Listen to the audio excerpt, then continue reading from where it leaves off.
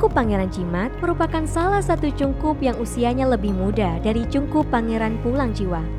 Namun, bukan berarti Cungkup Pangeran Jimat tidak memiliki keunikan atau nilai kesejarahan yang penting loh. Justru di cungkup inilah keunikan gaya ragam hias atau ornamentasi makam memiliki arti penting untuk kita pelajari.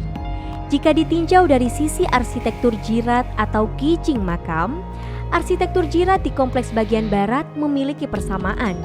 Gaya jirat bersusun atau bertingkat menjadi ciri-ciri bahwa makam dengan susunan bertingkat menggambarkan status sosial tokoh yang dimakamkan.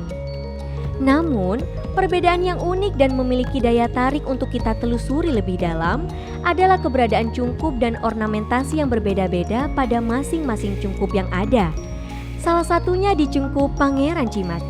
Secara kajian perkembangan sejarah seni pada masa Islamisasi Nusantara, cungkup makam Pangeran Jimat menyimpan sejuta tanya. Sebagaimana mestinya, pada saat Islam mulai dikenal masyarakat Nusantara, ada pengaruh yang dibawa Islam pada perkembangan seni, baik itu seni ukir, seni lukis, seni pertunjukan, dan lain sebagainya. Pada umumnya, ragam ornamentasi masa kerajaan Islam di Nusantara lebih banyak berupa lukisan atau pahatan motif floral dalam bentuk geometri. Hal ini dikarenakan bahwa ada semacam hal yang tabu jika menggambarkan makhluk hidup berupa manusia atau binatang. Jikapun ada bentuk ragam hias seperti itu, biasanya mengalami stilisasi atau disamarkan bentuknya, tidak boleh menggambarkan binatang atau manusia sesuai dengan bentuk aslinya.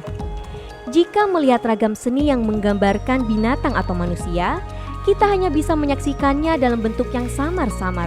Atau bahkan jika tidak mengamati dengan seksama, kita tidak akan tahu tentang bentuk ragam hias tersebut. Namun, hal ini tidak akan kita temukan pada Cungkup Pangeran Jimat. Ragam hiasnya unik karena berani menampilkan ragam seni yang di luar kebiasaan. Kita seolah-olah bisa menemukan sebuah pandangan yang unik tentang pemahaman seni sebagai sebuah hiburan dan agama sebagai sebuah tuntunan hidup.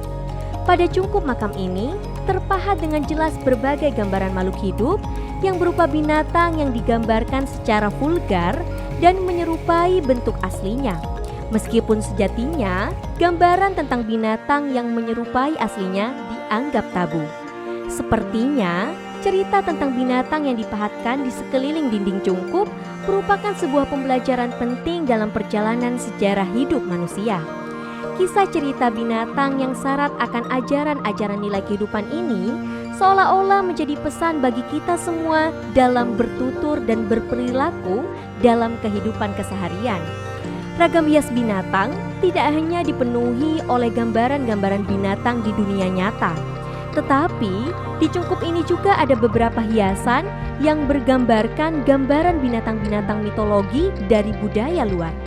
Di antaranya adalah keberadaan sepasang kilin. Ya, binatang mitologi dari Cina ini turut mewarnai ragam ornamentasi di cungkup makam ini. Binatang mitologi ini memiliki makna lambang kedamaian dan kemakmuran.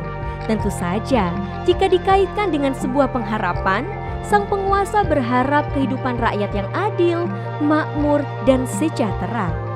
Selain kilin, sang burung Phoenix juga menghiasi keberadaan cungkup makam Pangeran Jimat. Binatang Phoenix dikenal juga sebagai burung para raja. Binatang ini melambangkan keberuntungan, kedamaian, serta kebersihan pemerintahan. Phoenix dan naga memiliki kesamaan, dianggap oleh raja-raja sebagai simbol kekuasaan dan martabat. Mahkota Phoenix, kereta Phoenix, dan lain-lain adalah contoh benda yang berhubungan dengan Phoenix. Benda-benda itu hanya boleh dipergunakan oleh keluarga kerajaan dan orang-orang suci. Ornamentasi pada cungkup ini bisa menjadi tuntunan hidup bagi kita semua. Dari deretan cerita kali ini, maka kita akan sadar betapa pentingnya bagi kita untuk belajar sejarah, belajar menghargai nilai-nilai luhur warisan para pendahulu kita melalui apa yang tersaji pada peninggalan-peninggalan sejarahnya. Ragam hias yang tersaji menjadi bukti nilai-nilai sosial dan budaya yang ada harus kita pertahankan.